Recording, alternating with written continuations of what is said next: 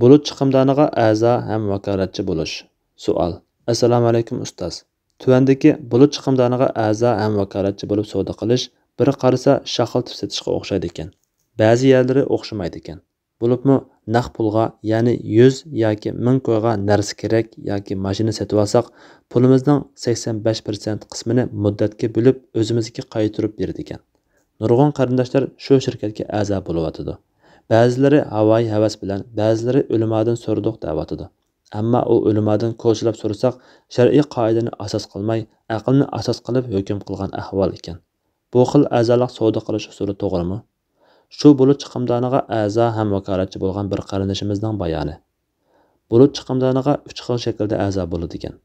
Birinchi xilda a'zo bo'lg'uchidan a'zolik pulini talab qilmaydi ekan. Ammo pulsiz a'zo bo'lgan kishining a'zo qabul qilish huquqi va to'rda do'kon ochish huquqi bo'lmaydi ekan. Lekin o'zi a'zo bo'lgandagi shu bulut chiqimdoniga narsa kerak va mashina sotib olsa, pulining 88% qismini muddatga bo'lib qaytarib berdi ekan. Ikkinchi xildagi a'zo bo'lish shakli bo'lsa, pulliq a'zo bo'lish. Agar birisi 100 yillik a'zo bo'lsa, a'zo bo'lg'uchida a'zo qabul qilish huquqi bo'ladi ekan. To'rda do'kon ochish huquqi bo'lmaydi ekan. Pulliq a'zo qabul qilsa, a'zolik pulining 45% qismi a'zo qabul qilguvchiga beriladi ekan. Uchinchi xildagi a'zo bo'lish shakli bo'lsa, 1000 yillik a'zo bo'lish. Agar birisi 1000 yillik a'zo bo'lsa, uning a'zo qabul qilish huquqi bo'ladi ekan. Ham pulliq a'zo bo'lgan kishining a'zolik pulining 45% qismi shu a'zo qabul qilgan kishiga beriladi ekan. To'rda do'kon ochish huquqi bo'ladi ekan. Vakolatchi bo'lish shakli birisi bir viloyat yoki nahiyaning vakolatchiligini 50 ming yuan yoki 100 ming yuanga sotib olsa, shu vakolatchilikni sotib olgan pulini muddatga bo'lib qaytarib berdi ekan. Ham vakolatchilikka ilingan rayonda qaysi birisi shu bulut chiqimdonini ishlatib narsa kerak yoki mashina sotib olsa, shu narsa kerak sotib olgan pulining 3% qismi shu vakolatchiga beriladi ekan. Javob. Va alaykum assalom va rahmatullohi va barakatuh. Barliq hamd sana Janobi Allohga bo'lsin. Shundaqla payg'ambarimizga, oila tavobatlarga va uningga toki qiyomatgacha ergashganlarga durud salomlar bo'lsin. Savolda tilga olingan bulut chiqimdoni supasidagi ashundaq turli savdolarda shariat cheklagan tuvandagi bir qancha turli ishlar jamlangan bo'lg'achqa, buningga a'zo bo'lish va buning bilan shug'ullanish to'g'ri emas. Birinchi, ma'lumki, savdo sotiqdan maqsad almashtirish. Mazkur savdomi tovarni pulga almashtirishdan iborat bo'lg'achqa, bu savdoga tovar sotib olingan pulning bir qismini bir muddatdan keyin chiqim qilguvchiga az-azdan qaytarib berishni shart qilishdan iborat botil shartdan biri qo'shib shart qilingan. Bu shartni botil deyishimizda, bu shart savdo taqozosiga, savdodan bo'lgan maqsadga zid. U bo'lsa-mu sotquchining qo'liga pul kirishi va uningdan foydalanishi.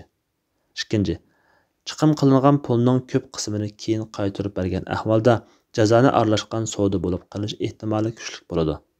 Oltin zibozanat qatorliq ba'zi narsalarni sotib olganda keyin pul qaytarib berishni shart qilsa, jazoni bo'lishi aniq. Bulut supsi bilan pul avatgan ahvolda topshirib olg'uchi pulning bir qismini vaqtida topshirib ola olmaydi. Sistema uni tutib qolib 2000 qatimga bo'lib topshirib berdi. Cho'g'langan bu pullarni jazona va boshqa harom pullar bilan avutib, a'zolarga bir qismini mukofot sifatida tarqatib berdi. Mazkur sistema tashviqoti tushuntirishida kelgandek, bu shirkat zo'r mablag'dan foydalanib pul topadi. 3. Bu savdo va a'zolikdan tovar sotib olish yoki sotish maqsad bo'lmasdan, a'zolik va uningga tashviq qilishdan keladigan kirim maqsad qilingan. Bu jihatdan bu ishda qimor va jazoniga o'xshab qilish shubhasi bor deyishga bo'ladi. 4. Bu ish tuzuk tar aquzmayla boshqalarning mol-mulkini nohaq yavarish doirasiga kiradi. Chunki burun a'zo bo'lib qo'yish bilan keyingi a'zolarning savdosidan kirim qiladi. 5. Bu ishda savdo bilan ijara birikib ketgan bo'lib, hadisdagi bir savdoda ikki savdo qilishdan cheklagan doiraga kiradi. Bu xil tijorat usuli yangi bo'lg'achqa, bu vaqtda ulamolarning biror fatvosini uchratmadim. Lekin bu savdo usuli qimor, jazona va botil savdo shakliga tushib qoladigan tarafi, shundaqla shubhali tarafi ig'ir bo'lganligi jihatdan shariatdagi to'g'ri savdo muomala qoidasi va ruhidan to'rim yiroq bo'lgan bir xil ustuliq bilan ijod qilingan qo'ymachilikdan boshqa ish emas. Shunga bu ishlardan har bir musulmon o'zini yiroq tutishi lozim. Alloh eng to'g'risini bilguchidir. Fatvoda Dr. Abdulaziz rahmatulloh. Fatvolar majmuasi 2-tom, 79-burliq fatvo.